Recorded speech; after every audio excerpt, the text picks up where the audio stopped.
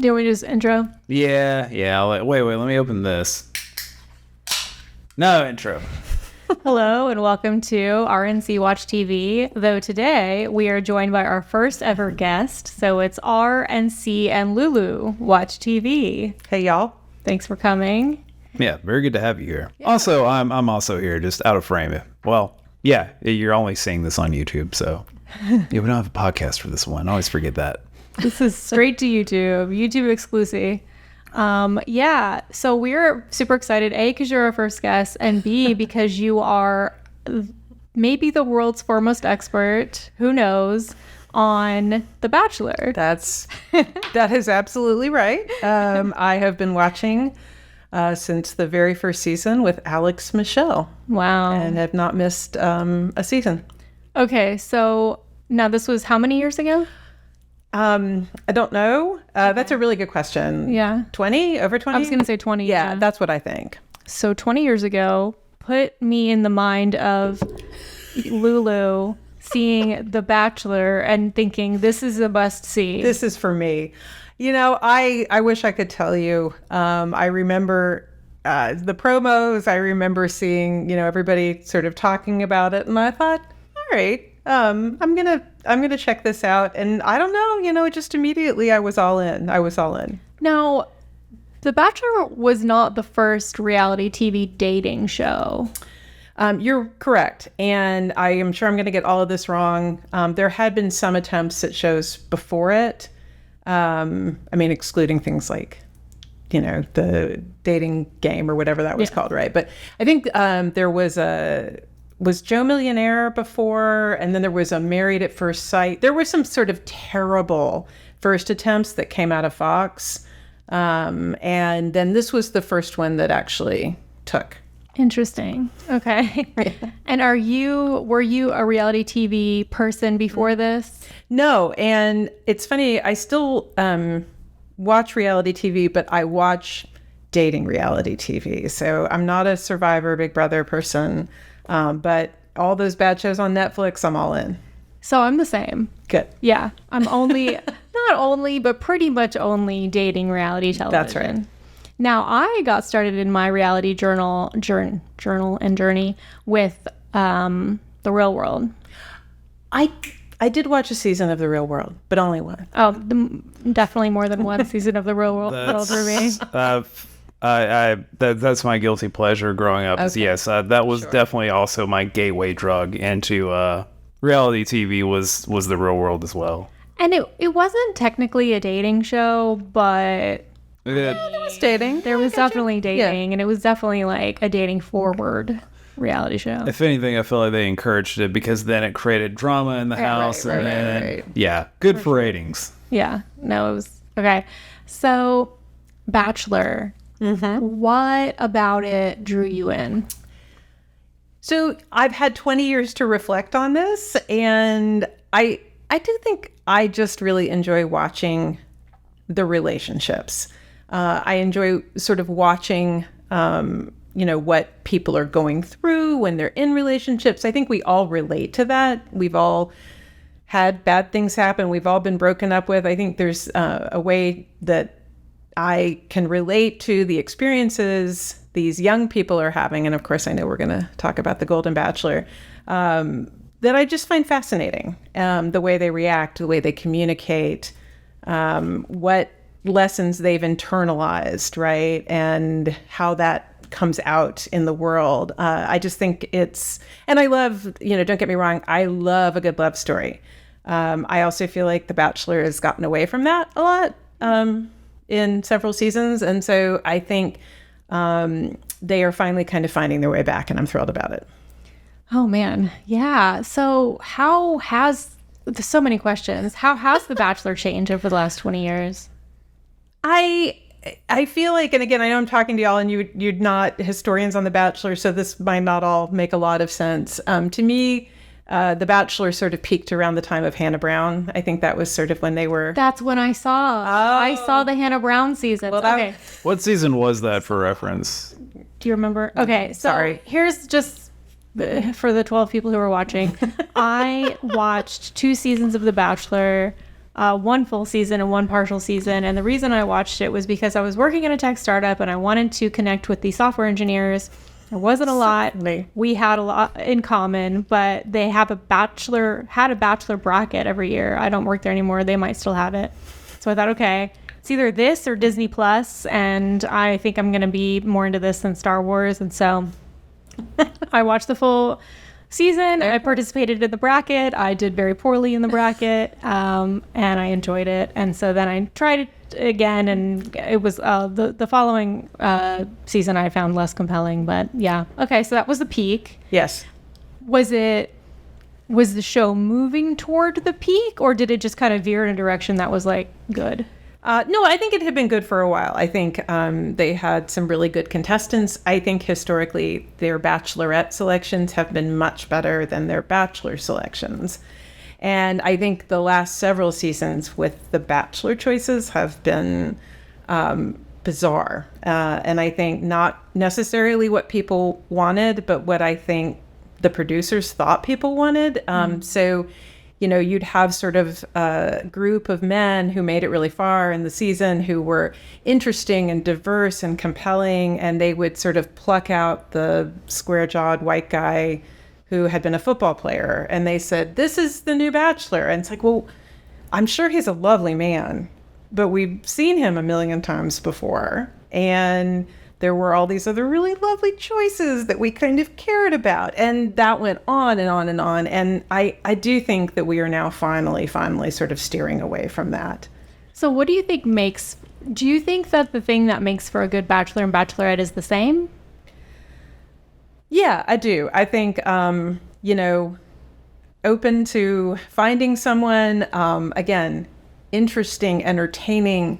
Caitlin Bristow's another great example of a bachelorette that people, she was different and funny. And that's what I think brings people in and brings them back. Based on my extremely limited, I noticed that. I was like, the bachelors are so boring. Like, they're like not real people. It was very weird. Even the most recent bachelor, whose name was Zach, was like a weird AI version of someone. Again, sure, he's a lovely man, yeah, right? But he's not, he doesn't have that something I want to watch. Yeah. I don't really want to watch him date a bunch of women. Right. He definitely is not that interesting. And I do think there's a little bit of that sort of weird AI component to the men that they, again, we'll pick someone who's the most relatable to the most people. And, that's not been the feedback for a long time. Yeah, I think it's really difficult to be an individual and someone who is not off-putting to anyone, right? Yeah. Yes, that's accurate. I think they're trying to optimize for like everyone can get along with this person, which then just means no one particularly cares about them. That's right. But yeah, I think the women are, I don't know about the Bachelorette, but the women contestants are like, it's a really interesting mix of like you said, they're very relatable, but they all have their own individual personalities as well. Yes. This is what I really want to ask you about. So Okay. There's plenty to talk about other than this, but I just want to make sure I get to it. Yeah. What does The Bachelor say about the United States? Oh, interesting. Well, it's complicated, right? Because sometimes I do think what The Bachelor says about the United States is what the producers say about the United States. And, I say this as a longtime fan and as someone who has, I feel like, pushed back along with lots of other people over the years of, we don't need this to be this white, Christian, kind of heteronormative experience, right? We really are interested in seeing, and again, the Netflix shows get it, right? That's what's so fascinating to me. It's like, how are all these other shows understanding this? But by God, The Bachelor's going to cling to this model, right? And they've been pushed kicking and screaming. So I feel like what it says about us is not necessarily great things, but the fact that it has changed. And I also say, it has lost viewership. And, network television has lost viewership. I get that. I think that's part of it. I mean, with the exception of the Golden Bachelor, right? Which the ratings are through the roof, right? But I feel like, part to me of why it's lost viewership is because it continues to stick to this model that is not what people are asking for. It brings to mind the question of what is the place for mass viewing, right? I feel like we, in the era of streaming, have, to vastly oversimplify, there was a time when there were 4 channels and everybody pretty much watched the same thing. Hee-haw, right? Yeah. Y'all are too young for that. Go ahead. I know the reference. Hello, y'all. And then Vaguely. there was cable. Yeah. But there was still like must-see TV and, right. And then with streaming, it's just like there are whole fandoms and communities around these shows that, a lot of people have never even heard of. So it's like, to an extent, is it inevitable that a show like The Bachelor is going to lose place in favor of these more niche shows? Maybe. And, there's been a lot of talk recently about, is ABC going to eventually take it and put it on, one of the streaming services? Is this actually going to continue to be a primetime show? And I don't know the answer to that question. I, again, would love to see them continue to try to change. And I think, again, just bringing in a group of folks who are over 60 has made the ratings go through the roof. So if they continue to try to do this kind of thing, I think it can continue. Yeah.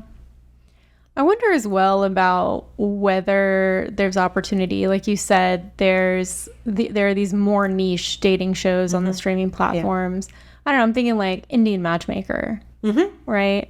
So we're kind of seeing that with the Golden Bachelor, where it's like this is a dating show aimed at and where the participants are a particular demographic, Is there going to be like a queer bachelor or... I mean, the Australian Bachelor has did a couple of years ago, had a bisexual bachelorette. Okay. And the cast was half men and half women. Oh. Australian Bachelor is actually a very interesting show. It's different, okay. Let's just say. All right. So there have been, people have tried, right? And there are, of course, gay and bisexual dating shows, again, as you said, on other channels, right. And, smaller groups of folks. I don't necessarily see it happening with, American Bachelor, but, who knows where we're going. Why do you think... okay, so not obviously, but I would assume the audience for the Australian Bachelor is different in certain ways than the audience for the US Bachelor. But I'm also wondering about the economics of the Australian Bachelor versus the economics of the US Bachelor. And what I'm particularly interested in is it... So I completely agree. Like, the Bachelor is just aggressively, like... narrow, bland, like uniform. Do you think it's network executives being risk averse? Do you think it's advertisers being risk averse? Like, obviously it's risk aversion, but like, I don't know. How do you think the economics of The Bachelor play in? I mean, I don't know enough about, how television works to know. But I mean, I do think, and I have had the feeling over the years, listening to interviews, that there is it's a lot about risk aversion. I think there are some, again, y'all don't probably follow this as closely as I do, but there's a gentleman who created The Bachelor who finally stepped down about a year ago. And I think it's the best thing that could have ever happened to the show. And what the reports coming out from behind the scenes are a lot of these decisions about, no, it has to be this one person who fits this one mold might have come from him. And I do feel like the most recent season of The Bachelorette, who is Black, who he apparently didn't want, and now he's gone. And, it could also just be one, kind of awful person, calling a lot of the shots. And I have a sense and a feeling of there being more freedom, even in these last couple of shows. I also am, have to say that the replacement of Chris Harrison with Jesse Palmer was incredible, and I've become a huge Jesse fan. So, it's kind of delightful to see him emerge in this role after losing Chris Harrison. Yeah, it was so funny. We were like we watched it on Hulu. Yeah. And some other things, and he was on a Rooms to Go commercial. And we were like, this guy looks like he's never reclined in his life. It is the most That's awkward hilarious. thing. It's like upside nowhere. I'm like, so shouldn't you be fake reclining somewhere right now? Like, I can just see him in a Rooms to Go perpetually, like trying to learn how to naturally recline. That is so funny. He was actually one of the early Bachelors. Oh, wow. Yeah, Which no idea. A season that I watched. So funny. There are moments from that season I still remember. It's so funny to me. But I just think he's a really lovely guy, and I think he sort of stands in, he's very different from Chris Harrison. So the fandom is Bachelor Nation, right? Mm-hmm. Are you part of Bachelor Nation? Well, I mean, I don't have a card or anything, but yeah, I feel like I would qualify. But if I were the one gatekeeping Bachelor Nation, you would definitely gain entry. That's me. You would be president. No, I was just like, do you participate in the, I don't know how they communicate, like forums? Oh, sure. Okay. Yeah, that's where all the news is shared. There's a lot of people, I lose interest after a little while with a lot of the contestants on Instagram, but I do still follow a lot of them. There are many to follow. They would be your whole feed. There's too many, and so yeah, if I'm like, okay, I've seen enough ads, then I'm out. But there are particular couples or folks that I just love and root for and want to succeed, and so definitely. Okay, favorite moments and least favorite moments from the past seasons. Just whatever comes to mind. Well, I don't mean to keep referencing no Hannah Brown, but if you saw the season, there were a couple of moments. Hannah had been gaslit essentially the entire season by this one pretty awful guy, and I think she felt from the very beginning that this was the person she knew the first night. She gave him the first impression rose. She felt like they were bound together through their religion. And even though he was horrible, she kept trying and trying and trying. And the moment she snapped with him, it will always be one of my favorite moments. So anything involving the liberation of Hannah Brown, I just adore. I mean, worst moments, there are too many to count. I can't. Anything involving the physical violence dates, I will never understand. Where they, now you all have to wrestle each other. Oh, and someone gets hurt, and that's supposed to be interesting. And I'm like, this is awful. It's so boring. Yeah. So, and then again, like I said, it's veered very recently into a lot of just plain boring, and that to me is also not quite the worst sin. Yes. The thing that makes me the most uncomfortable is the family visit. Oh, well, that's what happened on the Golden Bachelor this week. Yes. Yeah. Okay. So let's transition. Yeah. We want to be respectful of your time. No, we could talk about Have you noticed I can talk? All right. Yeah. Okay. So the reason that this conversation got started was we both learned that the other watched the Golden Bachelor. Yes. And again, very limited experience, but I was like, this seems just so much better than the other Bachelors. And we agree. So wholesome. It's so much better. Yeah. So what do you think makes it better? I mean, there's so many reasons. And I'd said, like, I love The Bachelor, and I'll talk about The Bachelor to anyone. But if someone doesn't watch it, I would never recommend it, right? Like that's not you should try it. No, I mean, if you're not watching it already, you're probably not going to. You've had 20 years. You've had 20 years to get on the train. The Golden Bachelor, I want everyone to watch. I just think it's amazing. And, again, so many reasons. Number one, I have been proven wrong before, but I think this lead is Gary Turner is just like a unicorn, right? I understand from reading about this that they spent a long time looking for him, right? And it worked. They found this really sincere person who, wants a companion, right? Who had a wife, and I just think he's lovely and thoughtful, and I'm really impressed by him. I think they did an incredible job casting the women. I adore the women. And I'm a little worried right now because I feel like we're now getting into the part of the season where people are going to just be heartbroken, and I'm not looking forward to that. I never liked that anyway, but it's going to hurt that much more with these women on the Golden Bachelor than it would with the 24-year-old who, we'll move on and it'll be fine. But I've enjoyed this season again up to this point so much because the women are so happy to be there.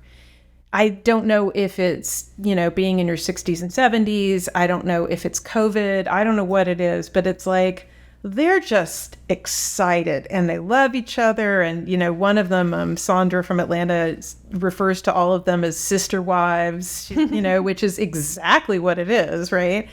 And every single one of them up to this point when they get eliminated, normally there's tears and there's, the ride in the minivan. And every single one of them just went, well, that was fun. Oh my God. And then, they call out to each other, call me, and I can't wait. And it's incredible. I love that piece. And then I also love how many conversations that we get to have about loss and companionship, and especially those things later in life. And those are not conversations that anyone has anywhere on television. And I think it's remarkable. And so all of those things together. Now, again, it's still The Bachelor. And like I said, my heart is hurting for what happened on the most recent episode and what's coming.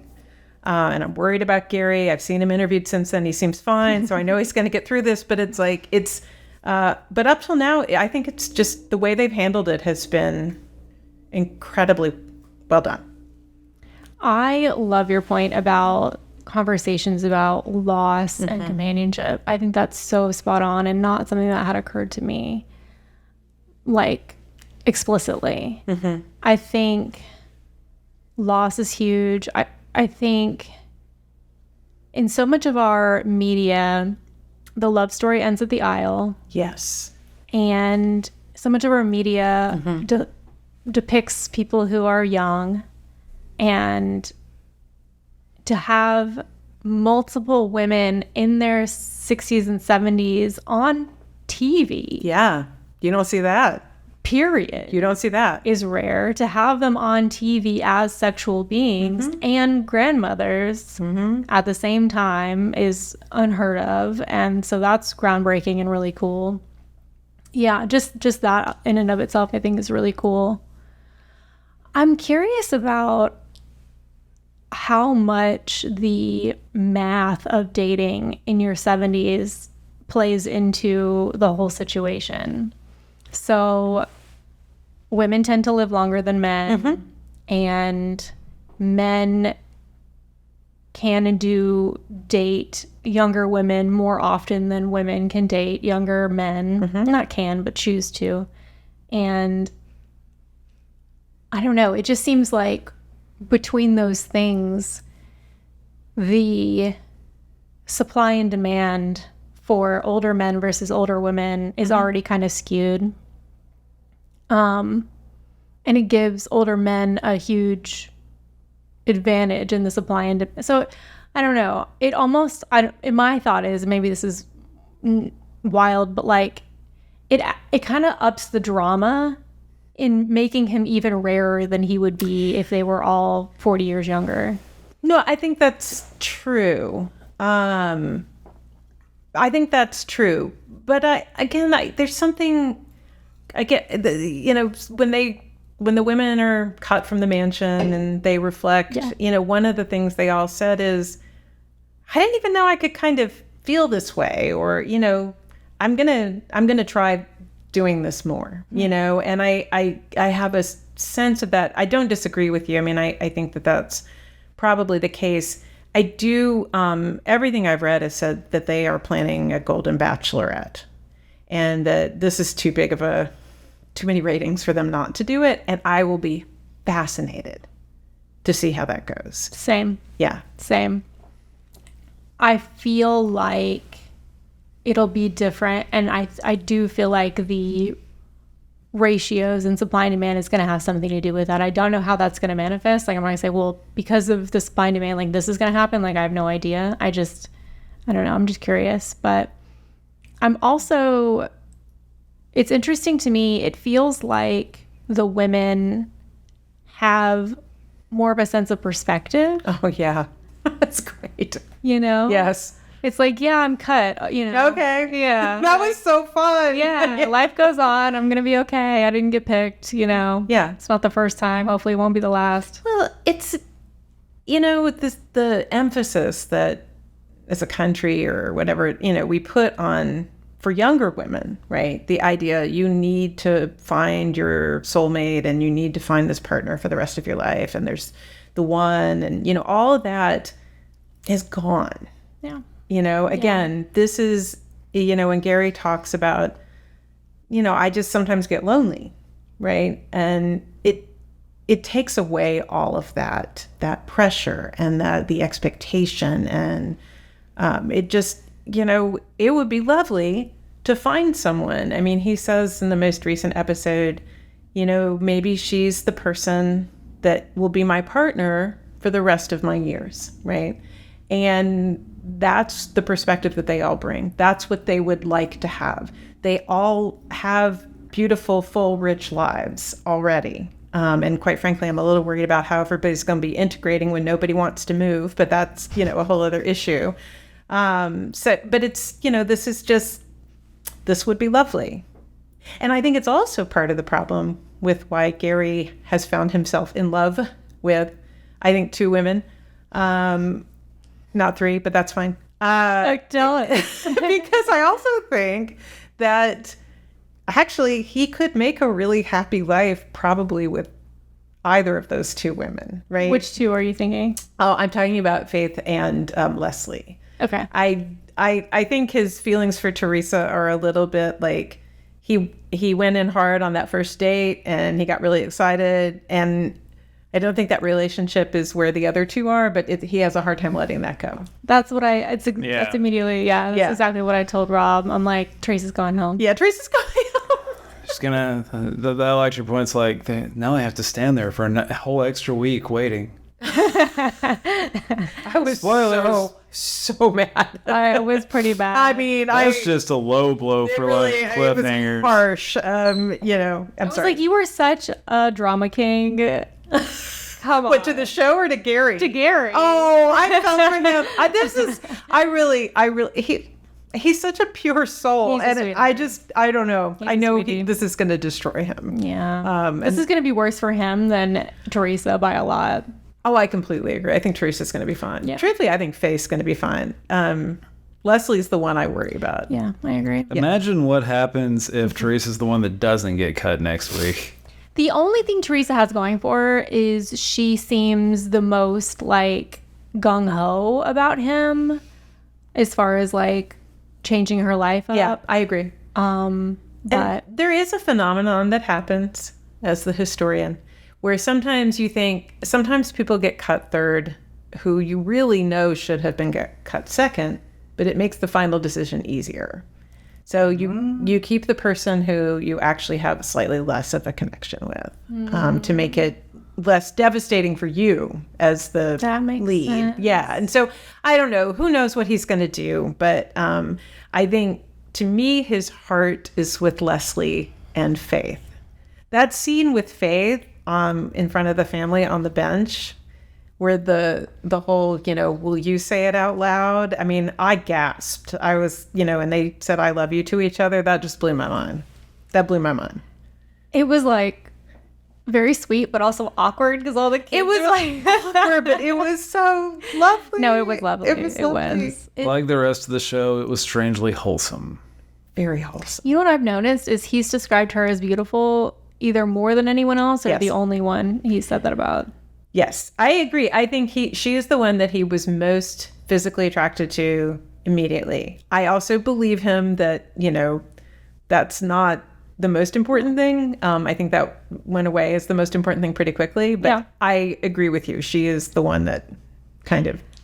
I think he was very attracted to her physically, but like spiritually. Like she just showed up in a very like interesting way, She was very herself. Yes. She was very, I don't know, she's got a masculine quality to her. That's interesting. She sang the song for him.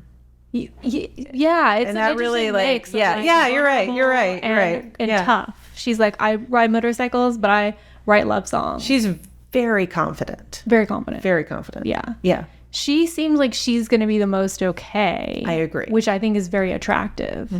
It's like, she's like, hey, I don't know if I'm going to move for you, which is like hot. He says, we'll work it out. I And she's know. like, my horse is buried here. I forgot about That that. was hilarious. I was like, oh, Leslie, you said that out loud. I could not make that up if my life depended. I'm sorry, Faith, you said that out loud. I said the wrong person, but yeah, when my horse is buried here. Okay. Yeah. And that's the other thing, too, is like, I think Gary feels like we don't have to live in the same place, right? Like, Yeah. we can do, a couple of months here and a couple of months with your family, and that's fine. I'm not sure Faith is totally on board with that, but But it is with Leslie. It was like her whole family was like, don't break her heart. She's fragile. And it's like, that's not attractive. That's scary. Yeah. can I just say, as a woman of a certain age, the fact that I cannot get over with Leslie is the fact that Leslie dated Prince. And that will never not be in my mind. And whenever she talks about, like, oh, the men I dated in the past, and I'm like, you mean Prince? What in the world? You dated Prince? Yeah, that's a... Yeah. Okay, I understood that she was a backup dancer for him. I did not know that I didn't realize that they had dated. dated. That is wild. And she says that Sexy Dancer was written about her. So... Oh, wow. Wow. So, I mean, it's like, I just can't think of anything else when I see Leslie. I like her, honestly. As a person, I would want to be friends with her. I like her very much. I like Faith. You know who I really liked is Ellen, who got cut last week. The blonde. Yeah. The one who had the friend Roberta. She was cool. Yeah, she was. I mean, they're kind of all great. They're all great. Sandra, Susan was hilarious. Yeah. Yeah. I mean, they were all great. Yeah. My least favorite, and they kind of made her, well, there was like was it Kathy? Yeah. Oh, the Zip It lady? Yeah. Yeah. She was my least favorite. No one needed the drama. And that was upsetting because I'm like, you're representing Kathy so poorly here. That's honestly why I know the producers aren't messing with this season too much, is because like otherwise they would have been like, no, we got to keep Kathy. She's starting crap. And it was so funny to me because, and I love that argument or disagreement between the two women, because it wasn't like on the normal show. It truly was two well-meaning women who just had really different styles of communicating, right? And, I don't know what New England, city that Kathy is from, but it's a place where, of course, you would be totally comfortable saying zip it to someone. And the fact that Gary freaked out so much when he heard that was not okay with him. And I just thought, this is just, they're just from different parts of the country, different ways of communicating. And so I love that it's fine that there was this disagreement between them, because it wasn't, again, it didn't look anything like Yeah. disagreements on the normal show. Yeah, I agree. And it is interesting how, gosh, I feel like the Bachelors are so like lily-livered as far as like, yes, they're taken in with the drama and they just want to please whoever they're talking to at the time.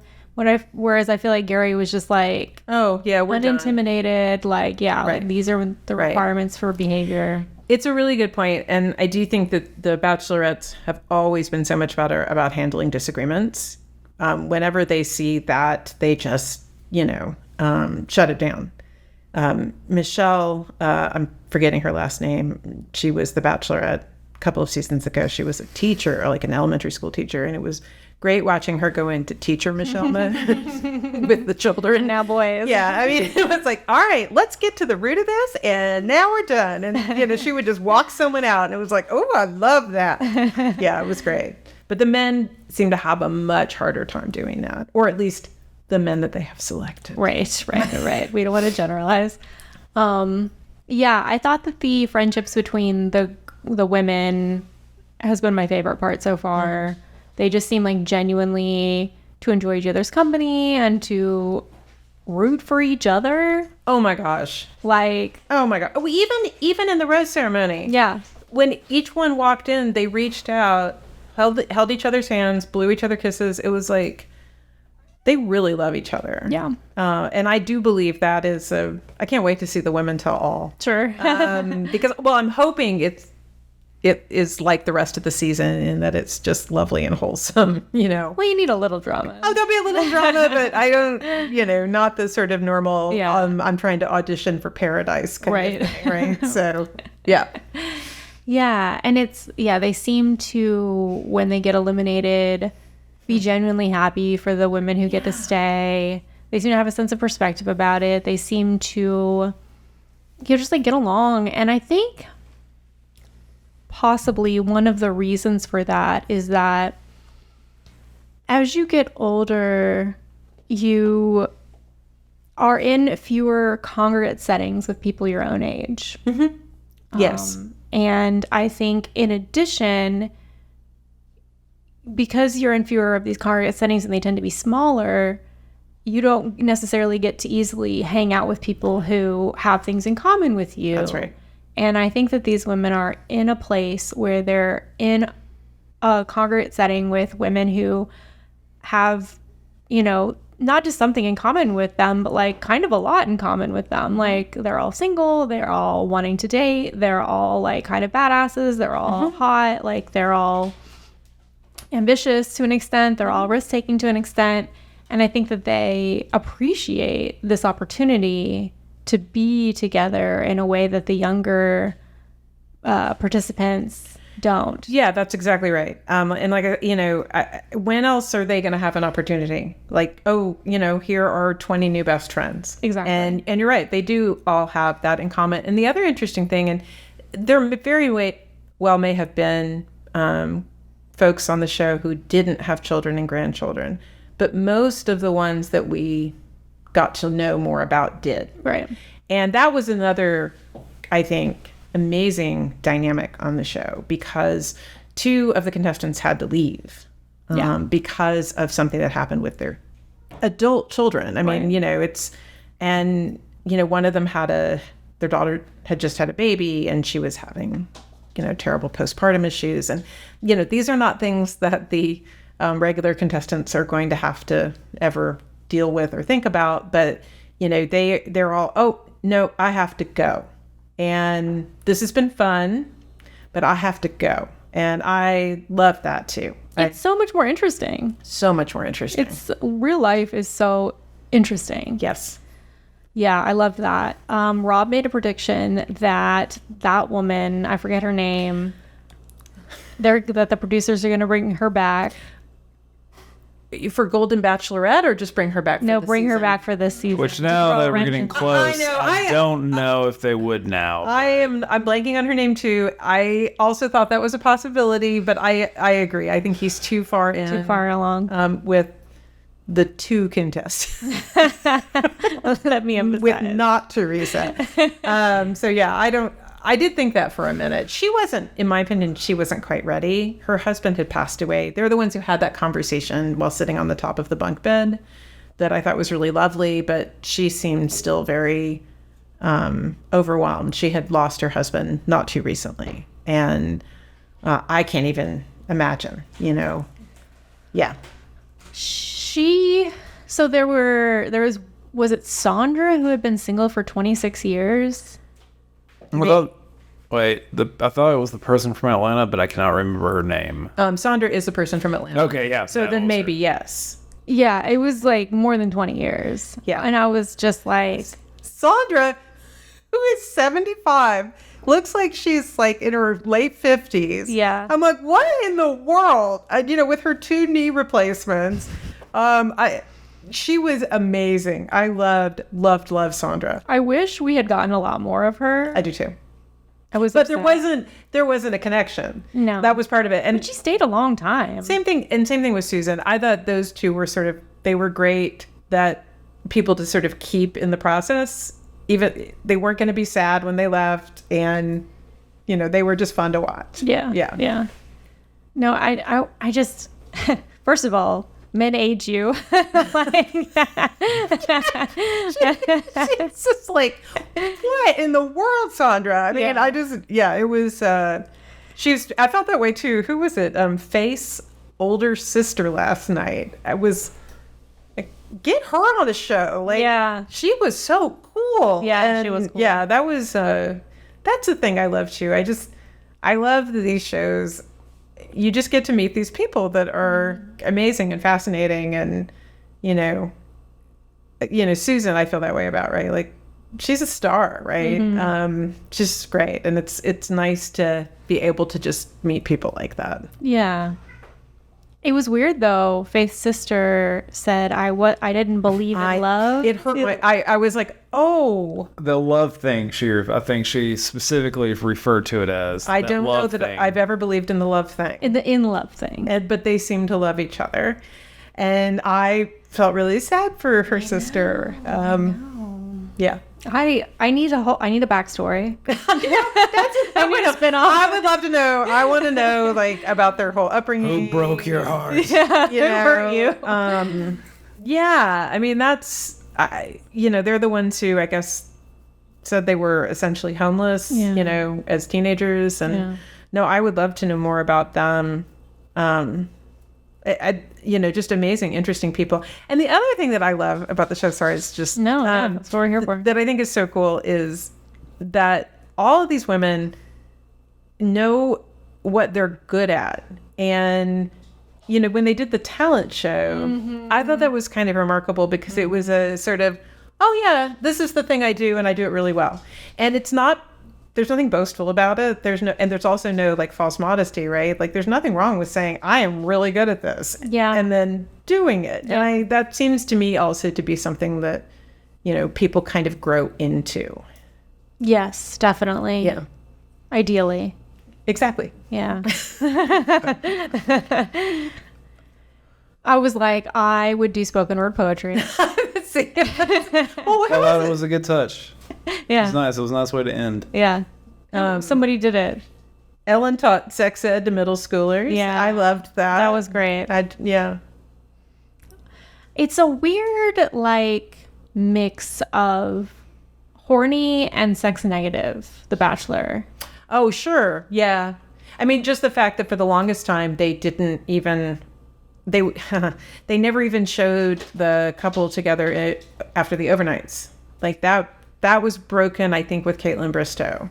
But for the longest time, it was just they go into the room, the light goes out, and we don't talk about any. You know what I mean? It's very, very strange, and that kind of evolved, right? But yes, it's very, buttoned down and this, but at the same time, they're all in an open relationship and, spending the night. No, it's bonkers. Yeah. Yeah. It's okay. I'm glad you brought it up because it would be very on brand for me to have done so. But I definitely wanted to talk about the polyamory situation. It's so both aggressively mononormative and polyamorous. Yes. So it's they're constantly talking about but there are other women. And the families were all like, well, what about the other women? Right. And it's like, what do you want him to say? Oh no, it's so Gary had this is funny too, because I always find like, and you'll stop me when you want me to, but I always find like Gary answer that question so much better. A lot of the bachelors are asked that question, right? You know, this is weird, you're dating other women by the family.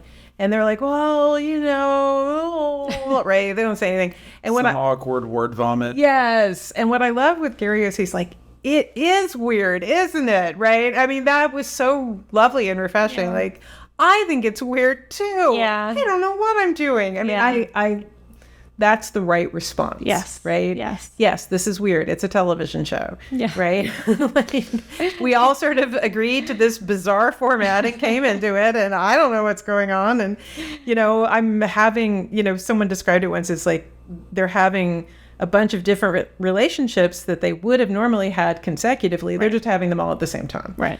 And it is funny. There was a contestant last season, Ariel, who came in third, who on the live after the Rose or the final show, right, said, we're all in an open relationship. And it was so funny because they clearly couldn't edit because it was live. And it was the only time anyone, like, she went out of her way to say it, right? I love it. And I loved it too. I was love like, it. didn't love Ariel, but I loved that she said it. And she, like, it was so specific and deliberate. We are all in an open relationship. And I knew that. And, you know, every time one of them gets their feelings hurt, I'm like, you knew what the promise was. Yeah. So there have been also, I will say there have been some contestants, and they've talked about this after the fact, that, you know, that said they went in and the advice they were given from previous contestants is, do not sleep with all of them, right? Protect your if you know who you're going to pick, like, protect the relationship. And there have been some that have done that. Most of them are not that smart. But again, there is an understanding, or there's supposed to be an understanding, right? And even in that most recent season with Zach, I heard them talk about it more than any of them ever talked about it. And they talked about it in a way that let everybody know, we know the deal. And that couple is still together. Coincidence? That's right. I think it's interesting how they are all, you know, they're constantly talking about how, you know, he's dating more than one person. So then it's like acknowledging the reality of the situation to an extent. But the thing that really struck me was he said, I'm in love with 3 women. Yes. And there's this myth that to be in love is necessarily an exclusive thing. Like, that if you feel equally for 2 people, that means you don't feel fully for either, or something like that. Yes. And it's this idea that love is like finite, like there's only a certain amount, and if you put it on one person, then you have less to give another person, and it's just like, and then there's only one person that's the right person. Oh, right. Yeah. Well, yeah, I mean, and the whole thing has already busted that myth. I mean, Exactly. we're not right. And guess what, like, love, first of all, it's just not hierarchical like that, Right. And even if it were, it's still important. Even if it's not the love of your life, like, it's still love and it's still good. So I like that about the Golden Bachelor. I do too. And, you know, again, this has been something that it has happened a lot recently. And it started with a bachelor, I don't know, like 3 or 4 bachelors ago, who slept with every one of the women and then told every one of them, I'm in love with you. And then did the same. As he left the room of each one, stood in the street and yelled, I love you, blank. Right. And he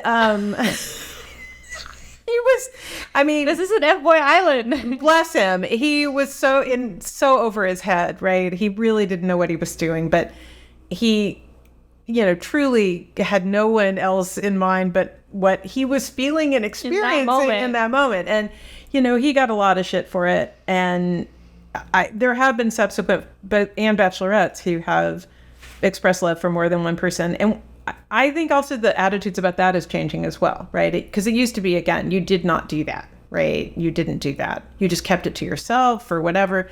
And it's like only with Gary would we see that and think, he does love all of them. And of course he loves all of them. And again, but that also to me reflects the nature of what he's looking for and the fact that he could make a beautiful rest of his life with any of these women. I mean, the final women, right? Like he does love them. And one of the rose ceremonies, he stood up and said, I want you to know I'm so happy to have you all as my friends, and that's how he feels. And I love that. I mean, that's so Polly. It's so Polly. Yeah. I love it. And he does seem really genuine. Yes. I do feel like, I don't know, he's like too perfect, like there's something. So I did read New York Magazine did a great article profile on him that you should read. Oh, I will. And one of the things that I love about Gary is that Gary says, yeah, when I was younger, I wasn't this person. Like, this is just, yeah, I'm good at listening now and I'm good at providing feedback. Was I like that at 35? Hell no. Right. And that I also really, not that everyone grows and changes like that, but to me, that even the fact that he can acknowledge that, and he's done that kind of self-reflection, I agree with you. I sometimes I think, are you real? But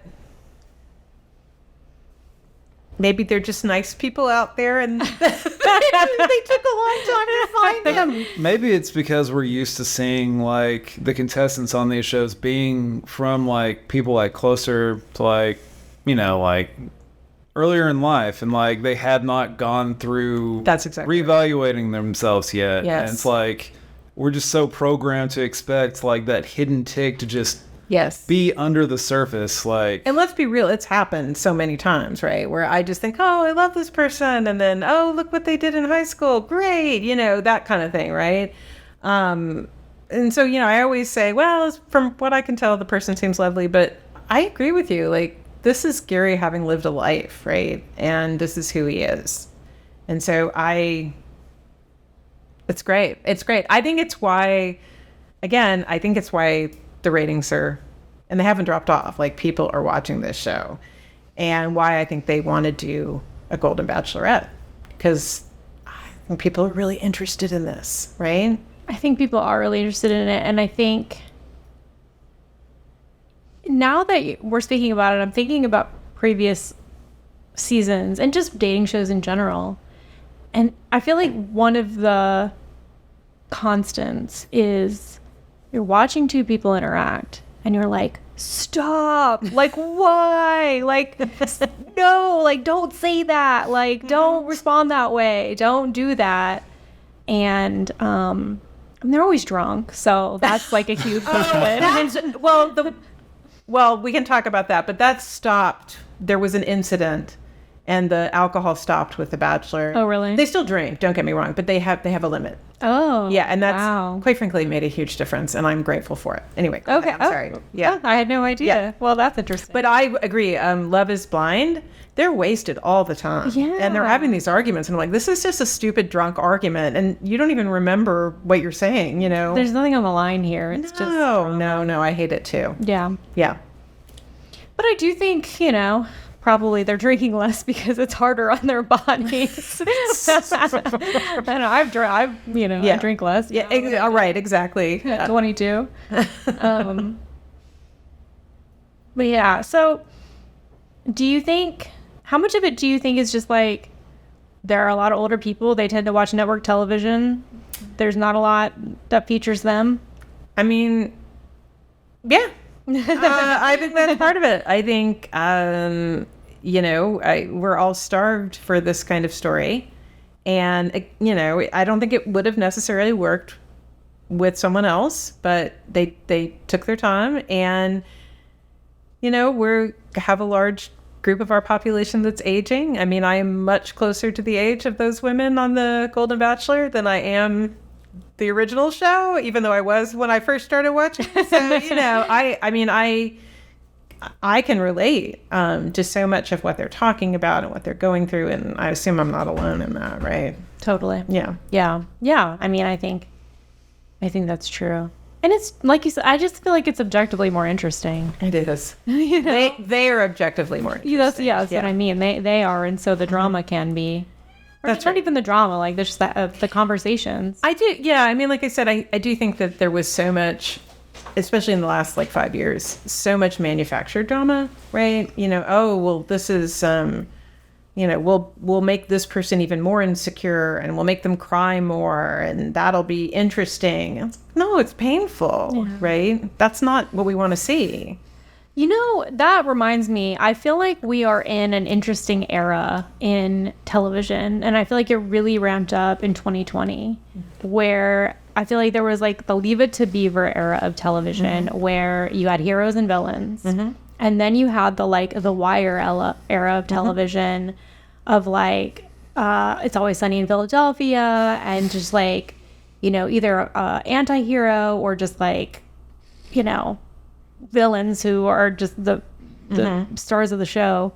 And then I think by the time we were in pandemic, and you know, I think this is like typified with Ted Lasso, we're back to like the heroes and villains era, but not in a like one-dimensional boring No, Ted was super flawed. I agree with you. It's a much more kind of realistic depiction, and I think it's a more realistic depiction than the first era, but I think that what's changed is I think there was an era where it was like uncool to write shows where you straightforwardly rooted for everyone. I think that's right. I think we're going back to that. Like, no, it's not uncool. Like, it's hard to write that, and it is a wonderful experience when you do it well. I do think there's definitely a change that's happened over the last couple of years during COVID, which is the acknowledgement that, you know, wow, we all do need to have a lot of joy in our life. And, you know, this is something that we should seek and is important and meaningful. And, you know, I think part of the whole thing of people going out to concerts now more than they probably did before COVID, all that is, you know, we want to experience things, which is why, again, that's the feeling I get from the women in the house, which is this is just a great experience and there's joy in this. And we all want to watch that. And I completely agree. I think we want to see people being nice to each other. Yeah. Yes, I don't need to see the Bachelorette crying every week. That's not fun for me. Yeah, it's boring, right? It's boring. It's sad. I mean, it's just yeah. So I hope that this is a portent of more of that.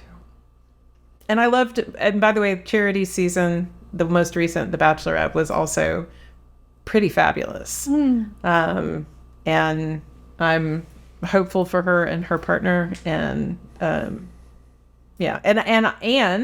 the Bachelorette that they picked from that season is the one we all wanted. So there was general consensus: Dotun should win, Joey should be the Bachelor, and that's what happened. And it was like, oh my God, this is what it feels like to not ignore the audience. Yeah, I mean, you literally have your fans telling you what we want to watch. It's insane. They're like, no, we're picking him. Like, okay. We don't even know who he is. He was eliminated the third week, but okay. You do you, boo. Yeah. You see those 4 finalists? We loved all of them. Okay, who is Bachelor Nation? Like demographically, spiritually, it's all over the place. Okay, it is all over the place. All right. And I know that again because I do go to some message boards, and sometimes people like, oh, who's here, like, when did you first start watching? And it's all over the place. And I think age wise, I do think that there's a lot of people who gave up on them regarding the diversity issue. That got really ridiculous and uncomfortable, that they had never picked a black batch. Yeah. And, they finally only did in 2020 under extreme pressure. And so there have been some folks who've left, but I do feel like there have been people who've also come back. And like I said, charity season, that was a real hopeful sign, I think. Again, that we're heading in the right direction. Again, I won't get into too much of this, but like the other thing that has happened in the past is, believe it or not, there has been more than one blackface scandal that has emerged from contestants, right? And I would say 3 years ago or 2 years ago, one of the final picks for The Bachelorette picked the guy for The Bachelor, and he had in his high school yearbook dressed up as Jimi Hendrix. I don't know what we were thinking. And it was a huge scandal, and they never mentioned it. Then, just a year later, there was a contestant on The Bachelor, a woman. She had not, used blackface, but she had defended a classmate, online very publicly. This time around, in the final show, they brought her up. They brought the issue up. They had her sit down with a professor to talk about the history, and she talked about the work that and it was such a change. It was such a change. And even Jesse Palmer, before he started the segment, said, yeah, we've done a really bad job of dealing with these issues. And so, you see the growth, the little changes, and you're like, oh my God, y'all can do it. Come on. So again, more information that you probably want, but it's been, sort of fascinating to watch. And I do think like it also reflects in a way the evolution of, what you might think of as your average Bachelor, viewer who's not, as obsessive as I am, but likes to watch it and doesn't like things to get messy. And, but the fact that there are things that you can't avoid and have to be talked about. And they're now being talked about on the show. And, I think that also reflects what we've been going through as a culture. Totally.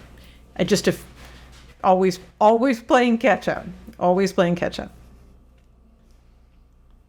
What an interesting phenomenon. I know, that's right. It's like a time capsule. It is a time capsule. It really is. It's so, again, to me, it's so interesting. Yeah. You've made it more interesting. Well, even the firing of Chris Harrison, that was a reckoning. Tell me what happened there again, if you have time. No, I do, and I should go at some point. But so, do you know any of the story? If you start talking, I'm gonna remember. The first Black Bachelor was named Matt, and it came out during the season. Again, this is in 2020, right? That one of his frontrunners, a young woman named Rachel from Georgia, had attended an Old South ball. Okay, and then Chris defended. So Chris went on, but who he defended her to is important too. Okay, so yeah, you tell the story. There's another Rachel. Okay, who was the first Black Bachelorette. Okay, so there's two, I know this is hard. There are two Rachels, right?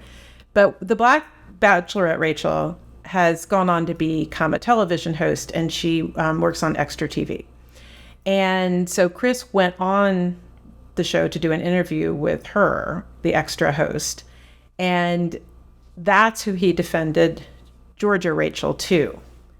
And he said Georgia Rachel was in blackface. No, she was at the Antebellum Old South Ball. Okay, so it was a party where the theme was essentially slavers. Yes, right. So, and I don't know if y'all are. The Old South dances have been part of. They've been happening for a long time, and then they were banned, but not even that long ago, quite frankly. But they had been banned, right? But they still hold them. The fraternities and the national fraternity and sororities say you can't hold them, but they still hold them. And that was this case. Okay. And he said she was really young, and what did he keep saying? He goes, but this was 2018 or something. I mean, it was 2 years ago. It was something that was insane. And finally, Rachel, The TV the host. TV host, says, well, Chris, let me ask you this. If I had been at that ball, what would I have been there as?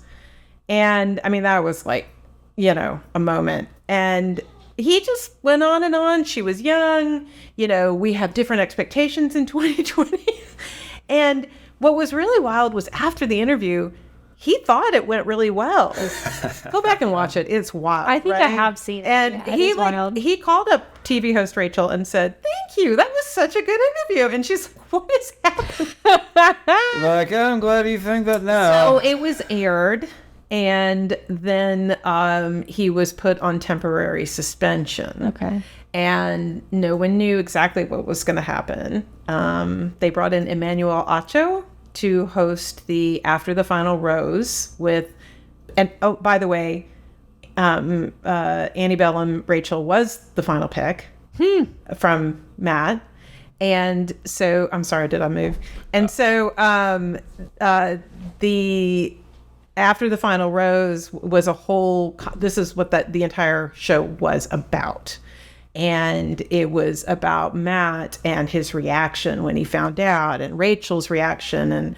And they had broken up. They're since actually, they're back together and still together. And then it was after that they just said, you know what, we're pulling the plug on Chris. And that was, Yeah. Thank you for No, the I'm summary. sorry. It's such a microcosm. Yeah, it is. I mean, even just if you just watch The Bachelor during the year 2020, it would blow your mind. Yeah. How much both of the Bachelorette and then The Bachelor, first off with COVID, but then dealing with issues of race. It was wild. It's so interesting how I have noticed there are two potential harms in the discourse around free speech or platforming. And it's like, you've got the people who are worried about being censored or canceled or having blowback, and you've got the people who are not worried about, but just aware of systemic oppression. And I find it so interesting that so many people are so keenly aware of the danger of censorship or cancellation, but just not at all interested in or capable of thinking through the dangers of systemic oppression. And it's they're both real and they're both concerns, but right. Well, what is a consequence that's personal to you? Exactly. And one is the one that affects other people. Yeah. So, and it's, again, it's just not a discussion limited to The Bachelor. It's a discussion that's very, all over the place. But it's I don't know, there's something I think useful about having a low stakes way to have high stakes conversations. Yes. Yeah, I agree with you. And there's a lot of different avenues for that, right? But it definitely is very reflective of what we're going through as a society. We just kind of need The Bachelor. I think we all need The Bachelor. I don't know, what y'all are doing. Well, we're a part of Bachelor Nation. I think officially. We have Doing a arrived. podcast about it. Oh, no. And interviewing the president should get us in. I mean, Any last words on The Bachelor or anything this else? has been fun. I'm sorry I talked too much, but yeah. No, this is It's fantastic. been really fun. Thank you. I appreciate for y'all. coming. It was wonderful. Thanks. All right. We'll see you guys next week. Yeah. The cat's bothering me. He's on the table. I'm gonna kill him after this. I'm not gonna kill him. I love our cats. Oh God, now we're canceled. Anyway, y'all have a lovely evening and see you next week. Bye.